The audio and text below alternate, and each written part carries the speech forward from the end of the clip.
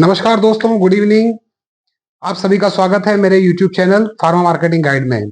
आप सब ठीक होंगे ऐसी मैं उम्मीद करता हूं। दोस्तों, मेरे पिछले वीडियो में हमने बात किया था कि किस तरह से आप फार्मा सेल्स एंड मार्केटिंग में ग्रो कर सकते हैं और वो कौन कौन से तरीके हैं जिनके थ्रू आप कैरियर को आगे लेके जा सकते हैं और अपने आप को फाइनेंशियली भी स्ट्रांग कर सकते हैं और साथ साथ में अपना कैरियर भी बिल्ड कर सकते हैं। तो दोस्तों, आइए आज हम बात करेंगे फार्मा सेल्स एंड मार्केटिंग में ग्रोथ के ऊपर डिटेल में।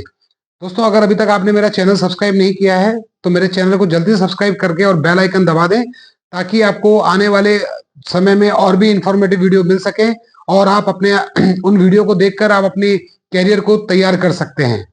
तो दोस्तों, शुरू करते हैं आज का वीडियो। दोस्तों, जैसा कि आप जानते हो कि फार्मा सेल्स एंड मार्केटिंग में ग्रोथ करने के दो तरीके होते हैं। एक तो होता है फाइनेंशियल ग्रोथ और एक होता है फाइनेंशियल ग्रोथ के साथ कैरियर ग्रोथ। दोस्तों, ये देखा गया है कि आज की यंग जनरेशन या जो भी नए बच्चे आते हैं वो बहुत जल्दी चीजों को हासिल करना चाहते हैं।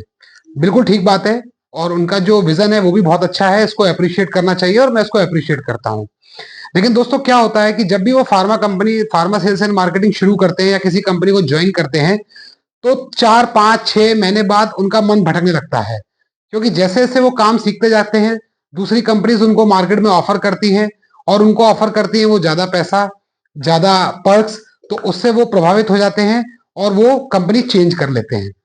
तो दोस्तों, एक तो तरीका ये हो गया कि आप 6 6 महीने में, साल साल, एक साल में काम करके करके अपनी कंपनी को चेंज कर करके आप अपना फाइनेंशियली ग्रोथ कर सकते हैं। ठीक है, लेकिन इससे आपको ज्यादा फायदा कुछ नहीं होगा। एक समय के बाद जब आपकी एज खत्म हो जाएगी या एक पीक पीरियड आ जाएगा तो आपका पैकेज तो बहुत ज्यादा हो जाएगा, लेकिन उसको आप ग्रोथ एक समय के लिए कह सकते हो, क्योंकि आपने फाइनेंशियली तो ग्रो कर लिया लेकिन आप अपने कैरियर में ग्रो नहीं हो पाए।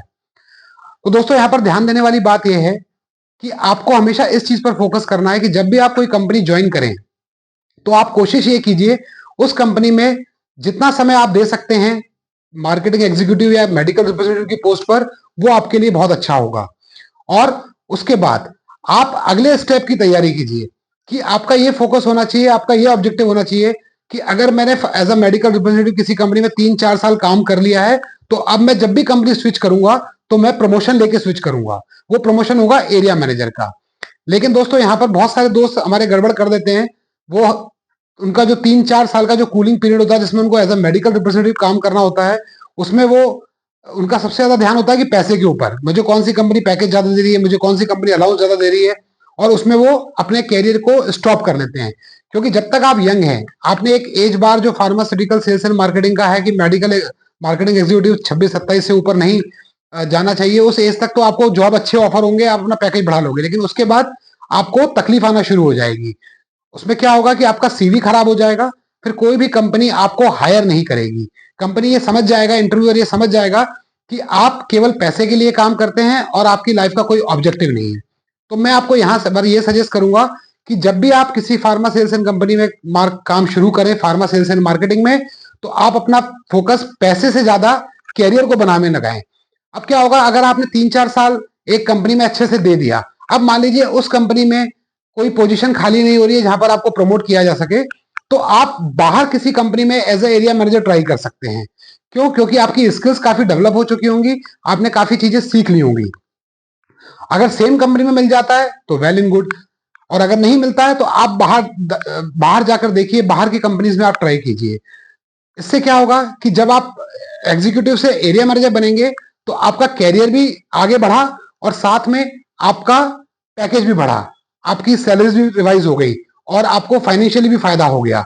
तो मैं आपको यही सजेस्ट करूंगा दोस्तों कि आप कैरियर शुरू करें तो फोकस होके काम करें, बार बार कंपनी चेंज करने में न पड़े, क्योंकि अपना सीवी आप खराब कर लेंगे, आपको फिर आगे जाके कंपनियां नहीं मिलेंगी। लेकिन अगर आप प्रमोशन के साथ कंपनी बदलेंगे तो आपको फाइनेंशियल ग्रोथ भी मिलेगी और आपको कैरियर भी बिल्ड होगा। फिर आप एज ए एरिया मैनेजर काम करेंगे 3 4 साल, फिर आप as a regional manager try कीजिए। रीजनल मैनेजर पे जाएंगे तो फिर आपका पैकेज हाई होगा, राइज हो जाएगा, आपके अलाउंसेस चेंज हो जाएंगे और आपकी पोजीशन चेंज हो जाएगी।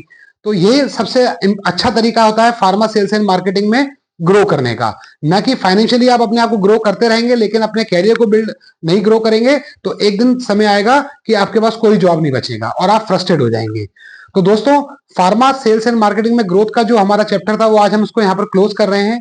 मैंने आपको बता दिया है कि किस तरह से आपको फार्मा में ग्रो करना है, किस तरह से आपको प्रमोशन लेना है और किस तरह से आपको फाइनेंशियली आगे बढ़ना है और अपने करियर को भी आगे बढ़ाना है।